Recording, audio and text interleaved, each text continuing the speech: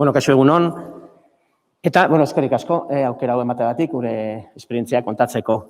10 minutu daukagu bakarrik, eta hemen benetako protagonista aiotz da. Osea, ni minutu bat bakarrik itzengoet, aiotz egitzengo asko sobeto, bale? Nik bakarrik esan, atzegiko zuzendaria naiz, atzegi Gipuzkoako adimen urtasuna, pertsonen eta familien elkartea da, eta aurten betetzen ditugu gure 60 urte, urte muga daukagu.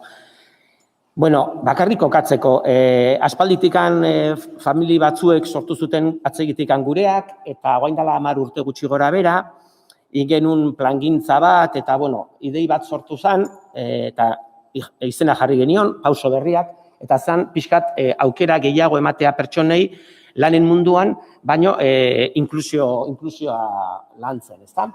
Eta, dauzkagu adibide pile bat, baina esaten dizuet bezala nik uste hoena da aiotzek esplikatzea. Beak oso argi esango du, eta gero animatu nahi dueten enpresai esautzeko gure programa hau, eta besteik ez, aiotzekin pasako ez daituztet, bale? Mila esker. Venga, aiotz, haupa.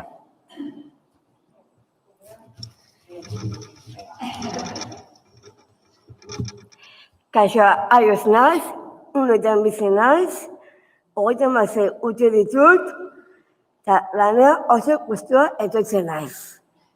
Nun egiten duzu lan aiotz? Lanetzen adongo autometuan.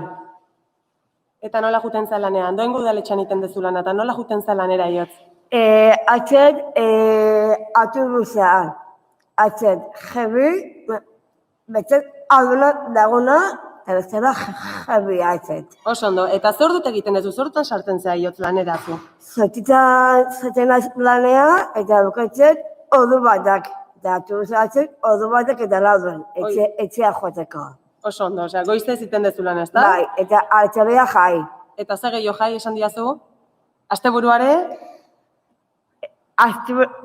Betzat goziarana, altxabea jai eta asteburua jai. Asteburua jai, oso ondo. Eta zenbat denbora damakizu lanen Andoaingo udaletxean? Hasi nintzen 2010an.